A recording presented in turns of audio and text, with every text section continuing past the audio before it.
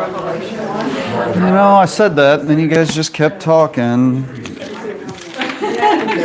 Just start speaking. What's the thing we do? What's the thing they do in school now? They didn't do it when I was a kid. Do it, do it. What is it?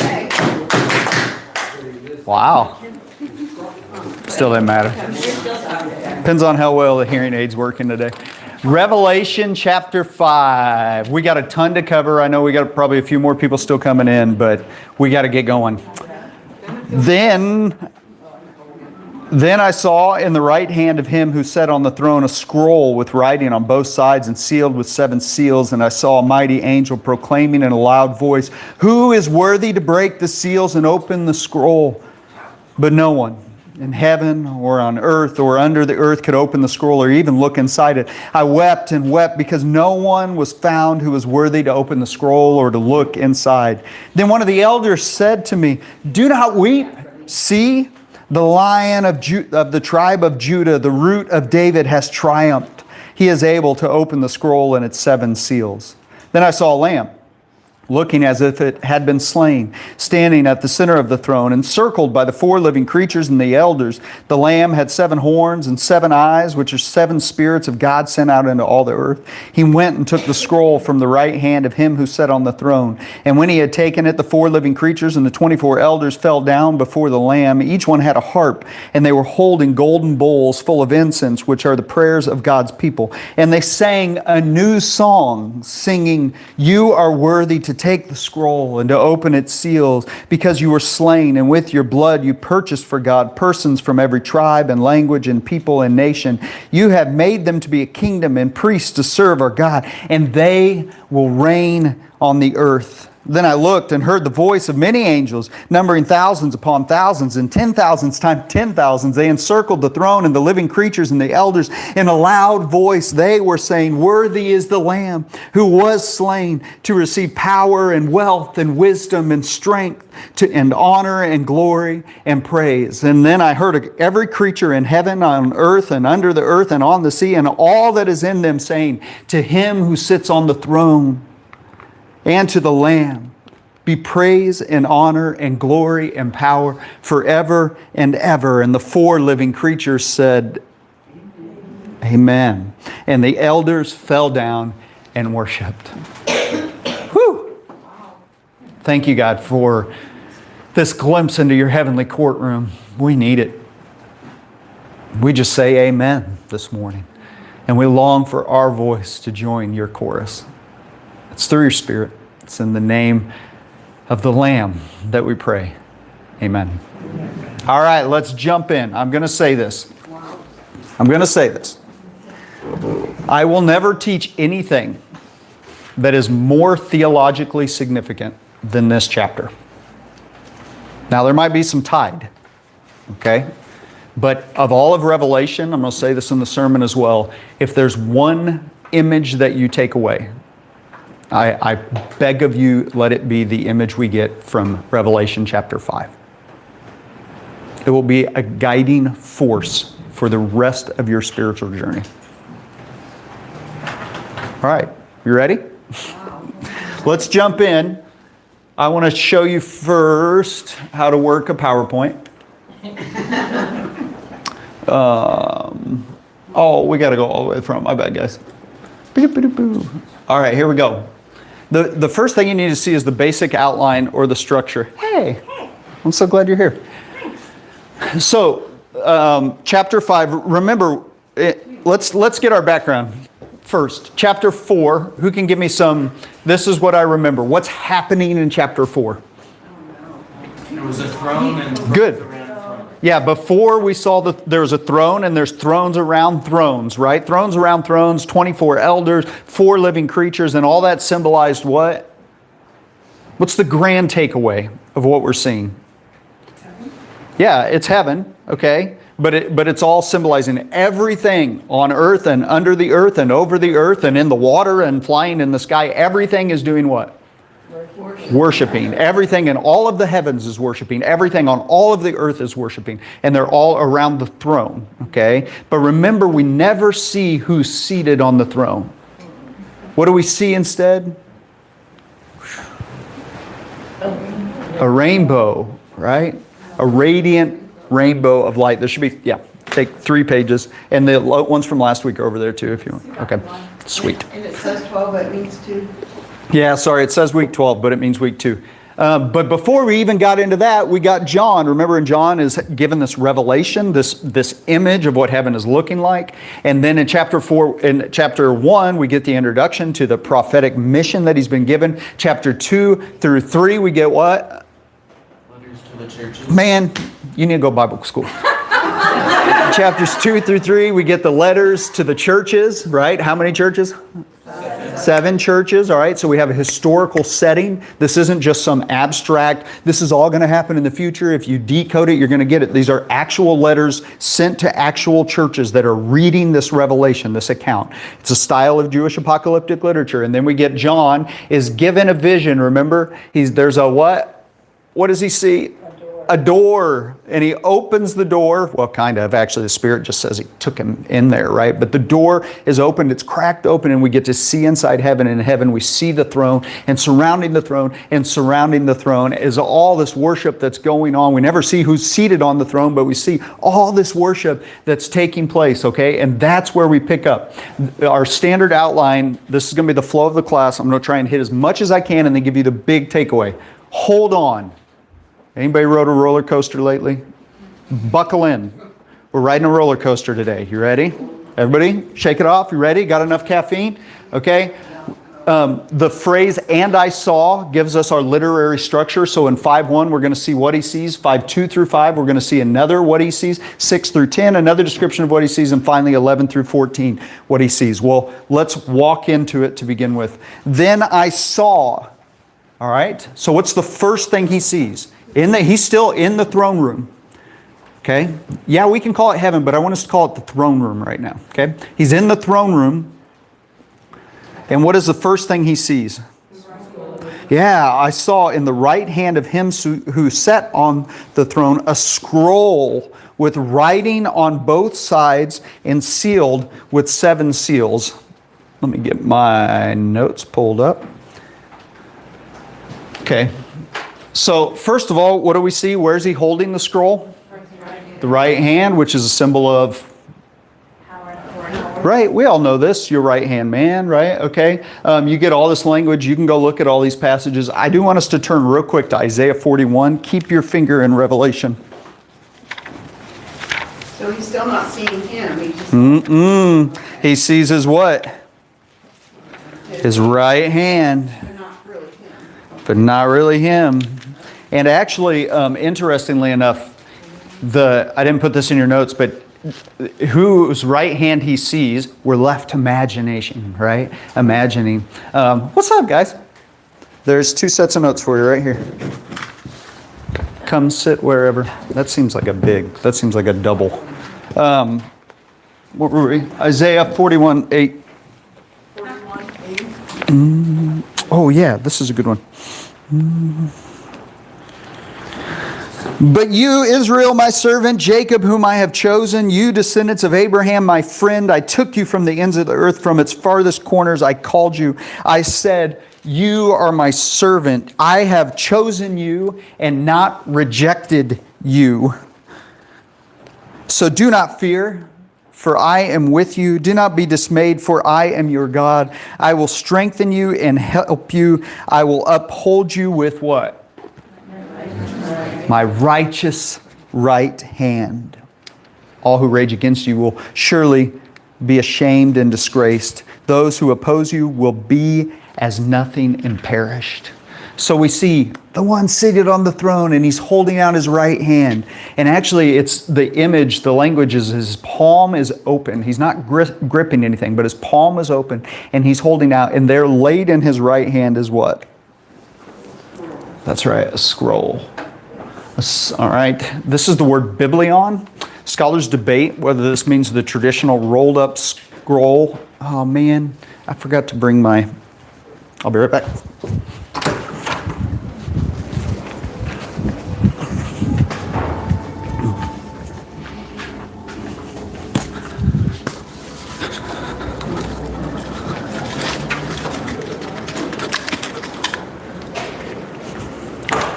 My friend brought this from Egypt for me a few years ago. So scholars debate the word biblion can refer to a scroll or a book. By this time, we're starting to get some book forms of writing, right? A scroll, of course, is rolled up. There's three types of paper in the ancient world. There's a scroll, which they take long strips of a reed called papyrus, and they lay it out. This is an Egyptian one. They lay it out. You can kind of see like this. And then they lay them long and they beat them down and they glue them together in overlapping.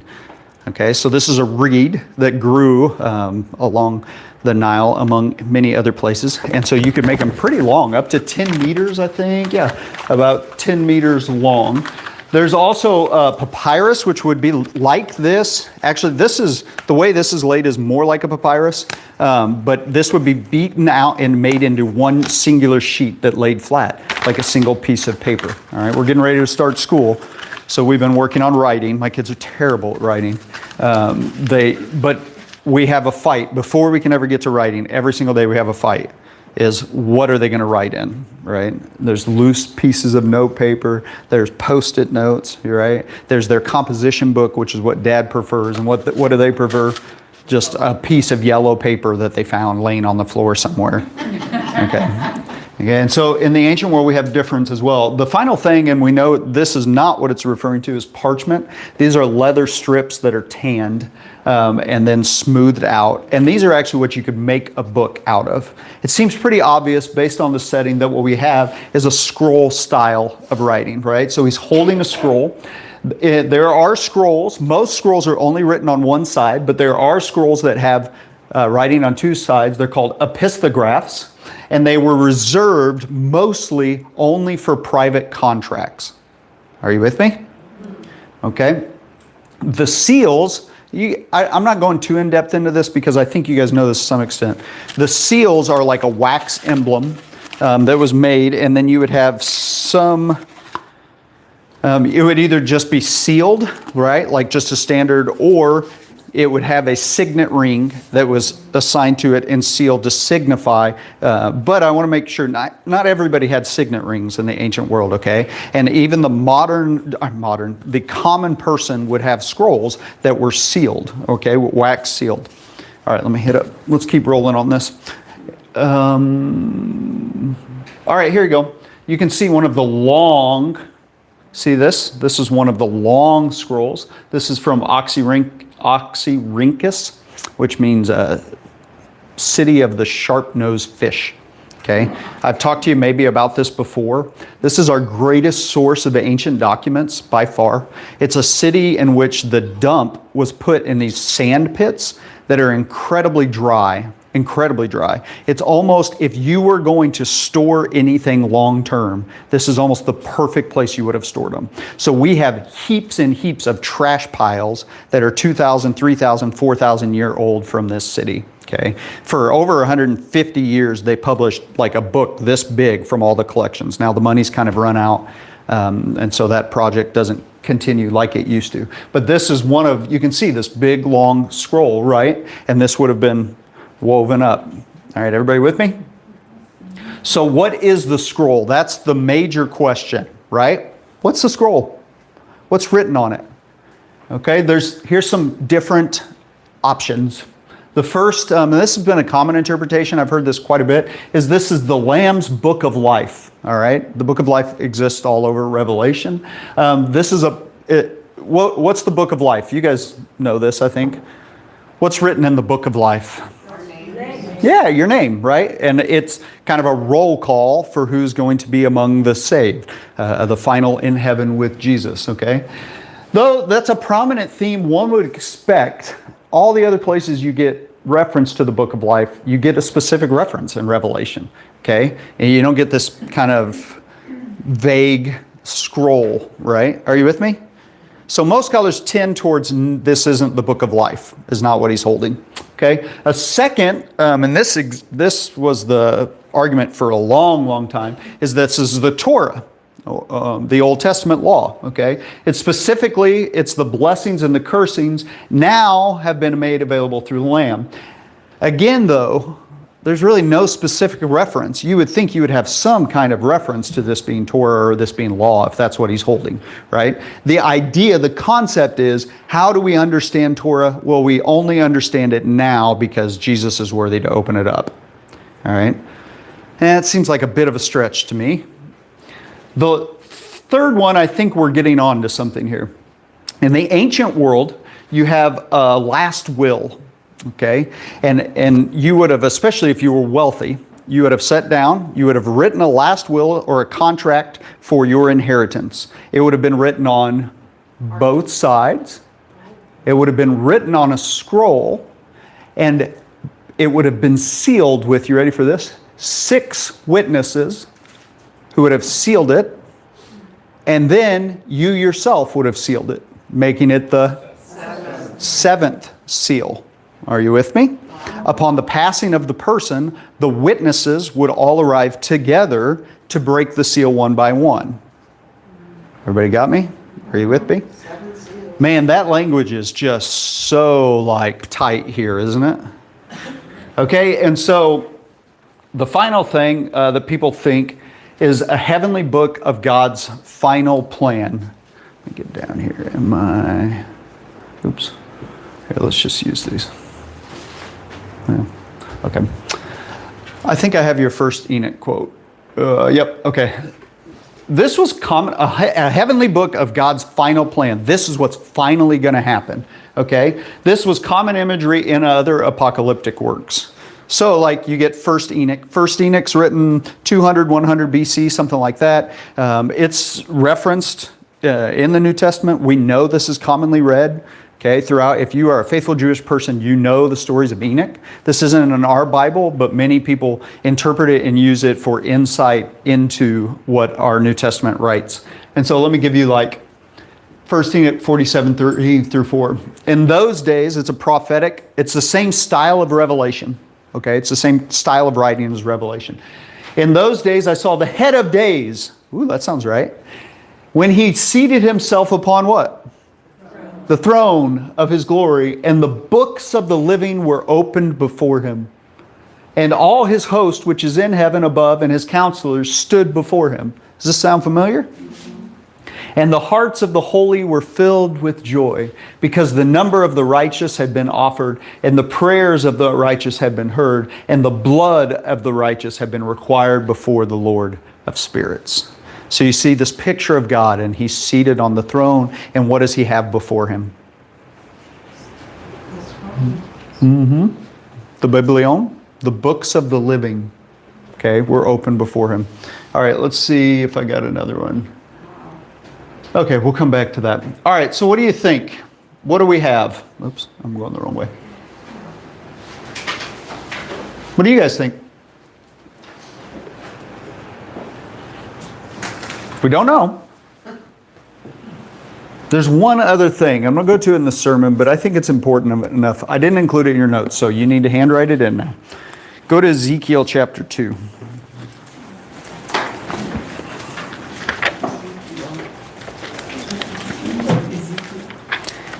Ezekiel.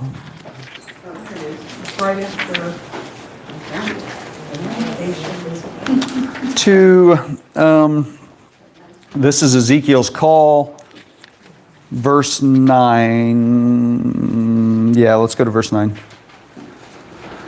Then I looked. That sounds familiar, doesn't it? And I saw. That sounds familiar too. A hand stretched out to me. Okay. In it was a scroll. All right. Which he unrolled before me. Okay, so what's the difference? The person unrolled it. Yeah, Ezekiel. that's right. God in his temple unrolled the scroll before Ezekiel. And on both sides of it were written, okay, sound familiar?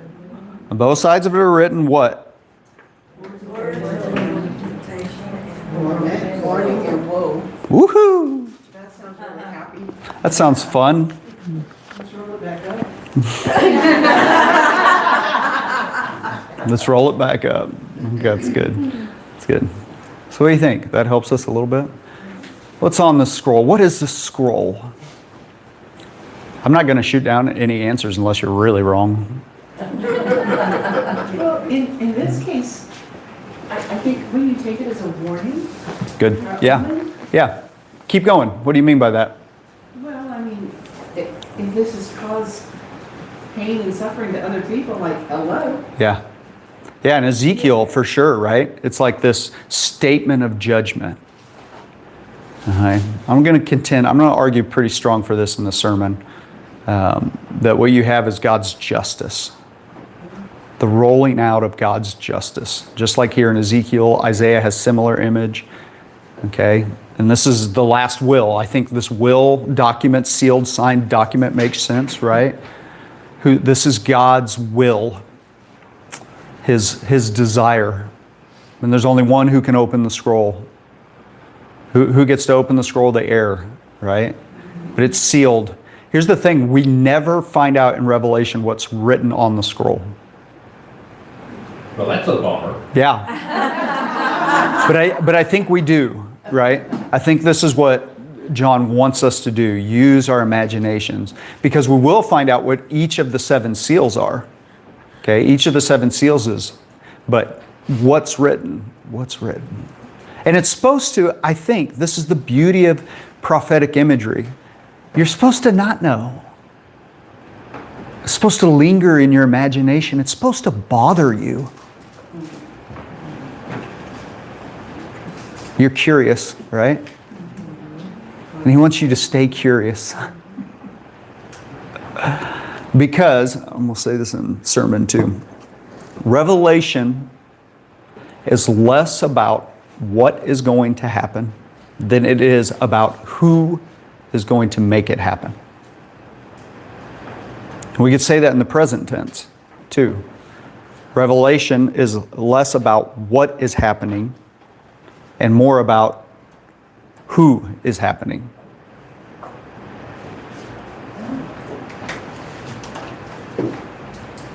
I know. All right, let's keep moving. So, and I saw, verse 2 is our second setup here.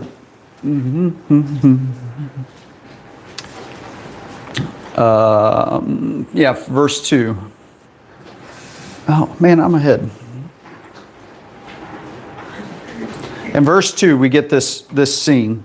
And both sides, and I saw, so first thing he sees is the right hand, and then he sees what? A mighty angel proclaiming in a loud voice, "Who is worthy to break the seals and open the scroll?" But no one in heaven or where? On earth or under the earth. Okay, this is 3 tiers of the Jewish universe. In heaven, on earth, under the earth. In heaven, of course, is the dwelling place of God, where he reigns. On earth is our place, the in-between. And under the earth, doesn't mean a cave, although it kind of does, is what? Sheol, the dark place, the place of evil. Okay, the place of chaos. The waters of the deep pull out, remember? In Jonah? Nope. The other one, Noah. Where do the waters come from? Not just from above, not just the rain, but they come from underneath. They flood up out of the chaos. And they want to know, who can open the scroll? Who can open the scroll? There's no one. They look all over, everywhere they could look. But no one in heaven or on earth or under the earth could open the scroll or even look inside it. And so John's response is to do what in verse 4? I wept and wept. It's literally, I abounded in my weeping. My weeping. I abounded in my weeping, right? He weeps and he weeps. Because why? Now I want you to think about this. If you think Revelation 4 on is a picture of the end times, of some end times, then it can't be. Why not? Where are we? In heaven. What is John doing? Weeping, and there's no weeping in heaven. That's right. But there is here. And I'm trying not to rush through this in the sermon too, because it's hugely significant. John is in heaven in the current. And what's he doing? There's tears in heaven right now, in the time being. He's weeping. Who do you see weeping in Scripture? I gave you a few, right? Jesus weeps. Jesus weeps. Why does he weep? Yeah, because his friend, Lazarus, his beloved disciple. If you're in our John class. The one he loved is dead. Death is conquered and Jesus weeps. Who else do you see weeping? Let me make sure my notes are in order here. Oh, did I lose my... Wait, 1 second. Where's my weeping section? Maybe I deleted these on accident. Do you guys have in your notes on the hard copy I think so, you should.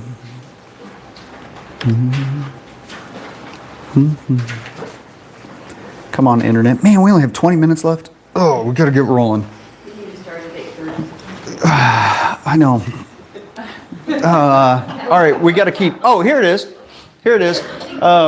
Yeah, the Greek, ignore this part. It's interesting, the phrase, do not weep, is verbatim to the Greek in Luke 7. Go look at this. This is where the widow's son dies, remember? And Jesus says to her what? Do not weep. Do not weep. Okay, right? So we have weeping. I want to contend to you. I won't do it yet. We have weeping so Jesus weeps when? At the death of his friend Lazarus before he's going to do what? And then Jesus says verbatim, do not weep to this widow's son, over the widow's son, right? To the widow over her son who's dead. But what is Jesus about to do? And then I can't help but think when I'm seeing this scene, we'll talk about this in the sermon, that who else is, remember when Mary's in the garden with Jesus? And what? Connected. And what's she doing? She's weeping, right? And Jesus eventually says to her what? Yeah, he doesn't say don't weep. He essentially is like, why are you weeping? He asks her, why are you weeping? And she's like, right? She's like, All right. Is that the Aramaic there? Yeah, that was the Aramaic. Okay, well, I've got myself too worked up into a frenzy for this thing here. Here we go. All right, let's keep moving. Okay, so they can't weep. There's no one, heavenly courts, why does he weep? Okay, we're there. Okay, but then we hear, don't worry, do not weep. Then one of the elders said to me, do not weep, why not? Why should we weep? Come on, people. Thank you. Why? Because see the Lion of the tribe of Judah. Okay, let's go back to the previous slide here. This in the Greek, man, this just jumps off the page. The English has a hard time, but it's literally, don't weep, behold, conquered. The first word is not the lion of, the first word is conquered, triumphed, okay? Triumphed has the Lion of the tribe of Judah, the root of David, to open the scrolls and it's sealed. They even divide the verb with it, right? Like, it's the first thing is the conqueror has arrived. The triumphant one has arrived. And who's saying this? The angel. Are you with me? The angel's triumphantly saying, and we're all like, yeah, the lion's here. The lion's here. And of course, this is one of the main metaphors throughout the Old Testament. The word lion in the Septuagint's used over 150 times in the Septuagint, but it's only used 9 times in the New Testament. Okay, you get it. It's used for tribal affiliation, right? The lion of the tribe of Judah, right? This comes from Genesis 49. Isaiah 11 puts these two images together. If you go look at those are significant. Remember, it's also the symbol of the Davidic reign. David is the lion conqueror, right? And next to his throne, Solomon, we'll see in the sermon today, puts lions all over the throne. Why? Because lions are powerful. This is also the symbol when Yahweh shows up as the divine warrior, like in Job 10:16, Isaiah. You can go look at these passages. But we see this, how does God come in? God's coming like a lion. right? This is the symbol of power and authority. And in the New Testament, you get these other references. In Revelation, you get some of these passing references, 4:7 and 5:5, which is the verse we're in. We're in 5:4 right now. No, 5:5. Then one of the elders said to me, "Do not weep. See, the Lion of the tribe of Judah, the Root of David, has triumphed. He is able to open the scroll and its 7 seals." And the whole Bible class goes, "Yeah, he is able." What's able? We're going to find out. We're going to find out what's in the scroll. Someone's able. That's why I think the justice is so clear here, right? Why? God's justice is finally going to get rolled out. And I want that because they're persecuting us for trusting in Jesus. We're being ostracized. Remember the 7 churches? Okay. But here's the great switch. This is why I said this is the most significant theological thing I'll say. The great switch happens because he hears the lion. I like to think he hears the lion roaring, right? And the angel says, "Look, behold the lion." But then in verse 6, he saw what? A lamb. Not just a lamb, but what kind of lamb?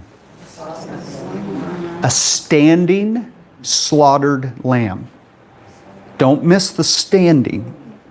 Well, what's the importance of the standing? Victorious. It's victorious still. It's slaughtered, yes, but is it dead? Now, do not weep, do not weep, do not weep. What do we see? What's the connection there? Death and... I actually contend to you, this moment in this scene of heaven is actually the gospel story. This is the moment of Jesus' resurrection told through the apocalyptic genre. You look and you see the lion, the roaring lion, but you don't ever see the lion. You never, in all of the rest of Revelation, see Jesus as a lion. Now you see the 4 beasts that one has a head like a lion. Okay, the lion shows up again, but you never see. Actually, you never, period. Because he hears the angel say, "Look, there's the lion," but when he turns, what does he see? The slaughtered lamb. The slaughtered lamb. What's the significance of the slaughtered lamb? Well, at least 3 things. We're going to hit on this a lot in the sermon, so I'm going to keep us moving. But for sure, we have the Passover lamb, right? Taken out of Egypt. What do we do with the Passover lamb? What do we do with the blood of the Passover lamb? Yeah, good. Put it over the doorways, and through that blood we find salvation, right? We find, yeah. We also get this, we're going to read all of Isaiah 53 in the sermon today, okay? But Isaiah 53, we have the suffering servant, and he's brought like a lamb before the slaughter. Is Jesus brought like a lamb before the slaughter? But also you get all these specific, think about, when you think about your New Testament, you know it. When you think about your New Testament, how often is Jesus referred to as a sheep or a lamb? Common, right? Isn't it John the Baptist, right, that says, the lamb, behold the... In whose gospel, by the way? Oh, huh. Funny how that happens. All right, you can see we get these other passages away. And it's not just that the lamb is standing there, but that the lamb is slaughtered. And this word is so stark. Even it's spadzo. Say that. Spadzo. See, it sounds nasty, doesn't it? Right? It's spadzo. It's slaughtered with a specific reference to sacrificed animals. Okay, so almost always look at 81 times in the Septuagint, you get like this Genesis references, and then Exodus. This is all our slaughtered lamb imagery, right? This is all our Passover imagery, but also Leviticus, which is our book of priestly cleanliness codes. That word's used all over that, but it's only used a few times in the New Testament. It's used in 1 John 3:12, and it translates it as murderer. Those murderers, okay, among you. And then look at where are all the other references. And guess what they all ascribe to? The lamb. The lamb. This is the slaughtered lamb. He has 7 eyes. What is the 7 eyes? You guys know this. Yeah, he's all seeing. He doesn't just have one eye. He has how many? 7 eyes. What a weird mutation. Okay, he's all-knowing. 7's our number of wholeness, completion. And then he has 7 what? Horns. And this is significant as well. When I thought about it initially, what do you guys remember a horn on a sheep anywhere? No. No? Oh, and Abraham and Isaac, it's caught by its horn. That's right. Remember, the sheep is caught by its, the ram is caught by its horns. And when that's that first Genesis, or maybe second one in there, reference is that he goes, Abraham goes to slaughter Isaac, right? And instead, a sheep is caught by its horns. All right. But it also symbolizes power, right? This horn of salvation, they would take up the horn of salvation, right? This is literally an animal horn that would have been taken off and then blown into like a trumpet. Okay, I think we'd separate that imagery in our mind. Are you with me? But it's a symbol of power. You get it throughout the apocalyptic literature. So let me give you some First Enoch. But behold, lambs were born by those white sheep, and they began to open their eyes and see and to cry. Okay, this is all the poor sheep, the flock of God that's lost. Yea, they cried, but they did not hearken to what they said, but they were exceedingly deaf, and their eyes were blinded. That sounds right. They can't see, they can't hear. Are you with me? And I saw in the vision how the ravens flew upon the lambs. What are the ravens doing? And they're taking the lambs and they're dashing the sheep to pieces and devouring them. Oh no, what's happening to the sheep of Israel? They're being eaten. And I saw still horns grew upon those lambs. And the ravens cast down their horns, and I saw till there sprouted a great horn of one of those sheep, and their eyes were open. And it looked at them, and their eyes were open, and it cried to the sheep, and the rams saw it, and the rams did what? Ran to it. Notwithstanding all these eagles and vultures and ravens and kites still kept tearing the sheep and swooping down upon them and devouring them. Still the sheep remained silent, but the rams lamented and they cried out. And those ravens fought and battled with it, and they sought to lay low its horn, but they had no power over it. The rams come to the rescue. Are you with me? Okay, and then Testament of Joseph, this is 2nd century BC as well. And I saw in the midst of the horns a certain virgin maiden wearing a multicolored stole. From her came forth a lamb, rushing from the left were all sorts of wild animals and reptiles. And the lamb did what? Conquered them, all right? This imagery is all over the place. There's 2 approaches. There's a bunch of views on the lamb. What should we do? I got 7 minutes. Okay, they're all worshiping the Lamb, 7 spirits of God. You got all these notes. You can go to it. Oh, this is cool. Oh, the picture didn't show up. Okay, so they're all worshiping the Lamb. We're going to come back to the Lamb. I promise. We're going to do 2 minutes and finish the rest of the chapter. Okay, the 7 spirits of God are sent out into all the earth. This is the Spirit of the living God. There's lots of, I covered this in your churches series. The push of God's mission continues. The role of the Spirit. All right, here we go. I'm sorry, I'm going fast. There, it came up that time. How weird. And what are the 7? And when he had taken it, the 4 living creatures and the 24 elders fell down before the Lamb. The 24 elders are holding what? A harp, and they're holding what? Golden bowls full of incense, okay? And you're kind of like, how can somebody be playing a harp and holding a golden bowl? Well, we actually found some ancient pottery. This is 400-ish BC, all right? And this is one of the kings this is a picture of Apollo, and what's Apollo doing? Playing the harp and holding a golden bowl of incense, right? That's being poured out. And what is the incense in the throne room of God? Prayers of the saints. I've talked about that before. And they're holding these harps. The kathara, it's used, it's 10 to 12 strings. Remember, it's whose instruments? David's instrument. Okay, and the golden bowls of incense. This imagery only occurs in Revelation. It would have been a wide-necked saucer filled with incense, would have been poured out ceremonially into a dish, thus releasing, instead of lighting a candle, right? They would release the scent, the aroma this way. If you've gone to Bed Bath & Beyond. All right. I do think it's interesting. The Jewish historian Josephus writes, upon this table, which was placed on the north side of the temple, not far from the most holy place, were laid 12 unleavened loaves of bread, 6 upon each heap, one above another. They were made of 2/10 deals of the purest flour, which 10th deal in omer is a measure of the Hebrews, containing 7 Athenian kalo, and above those loaves were put 2 vials full of frankincense. So there in the most holy place, in the holy place is vials, these bowls of incense. Okay, and then we hit this what? And they sang, and all of those are bowing down, and they sang a new song. What kind of a song? A new song. And I looked, and you can, in verse 9 is their song. Well, the song is what? You are worthy to take the scroll, open its seals. Why? Why are you worthy to do that? And with your blood you purchased from God people from every tribe and language and people and nation. They will reign on the earth. And I looked and I heard the voice.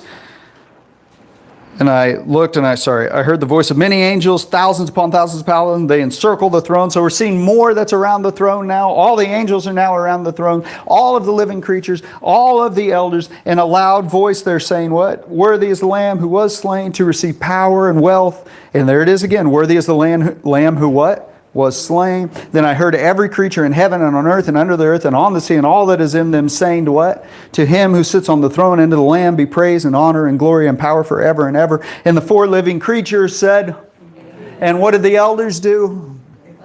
They fell down and worshiped. This is the great motif switch. You expect the lion, and instead you get Jesus, the conquering Jesus, the worthy Jesus, the powerful Jesus. He's not the lion, he's the what? Not just the lamb, but the... What's the significance of that? Why am I saying that's as significant as anything I will ever teach? Because he was crucified. Yeah, that's right. That's right. It's crucified and resurrected. That was the one thing, that's what he did for us. So it's the gospel news. Yeah, it's the gospel news. It's finished. It's finished. Good. Everything that the enemy could hold against us in the courts of heaven. That's right. Has been wiped out and all absolutely done. And our role is to live in that. That's right. And you're going to see, you're never going to see the lion again. But who's going to show up in all the battles that is to come in Revelation? The Lamb. And one of the scholars, Michael Gorman, contends you never see the Lamb in battle. You only ever see him prepare for battle.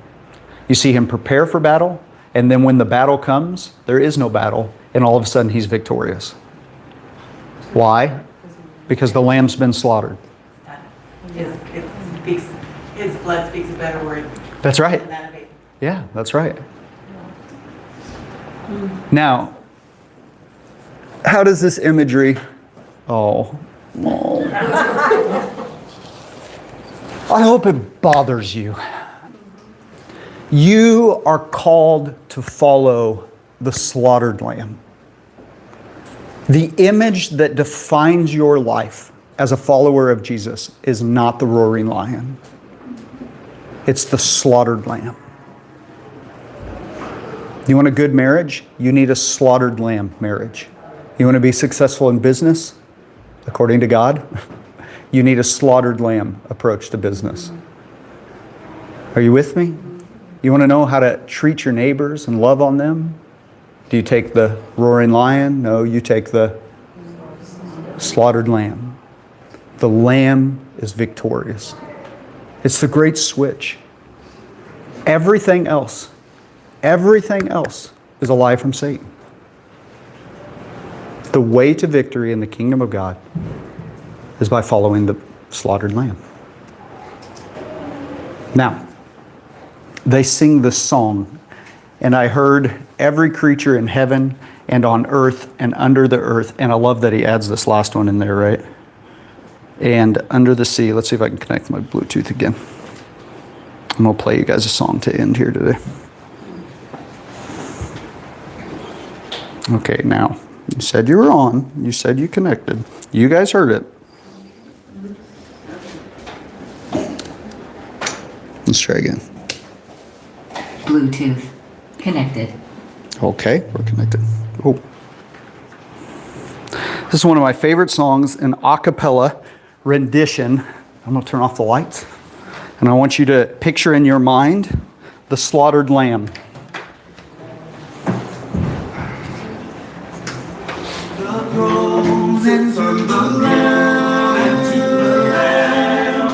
Be praise and honor and glory and power to him who sits on the throne and to the Lamb and to the Lamb. Be praise and honor and glory and power forever and ever. Forever and ever. Forever and ever. Forever and ever. Forever and ever. Forever and ever. Will you guys stand with me? We'll sing this.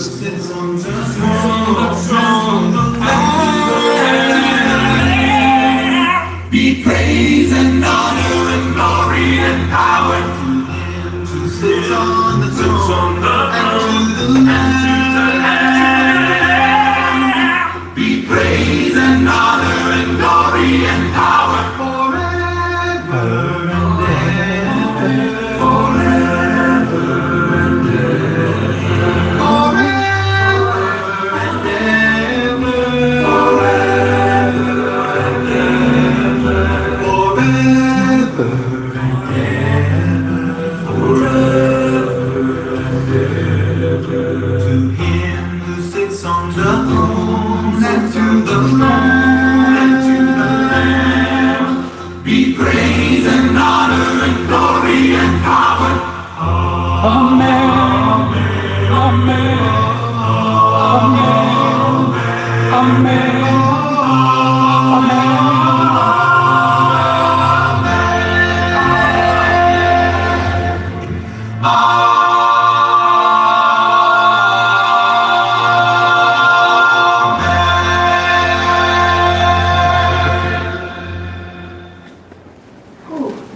I hope you take that image with you for the rest of your lives.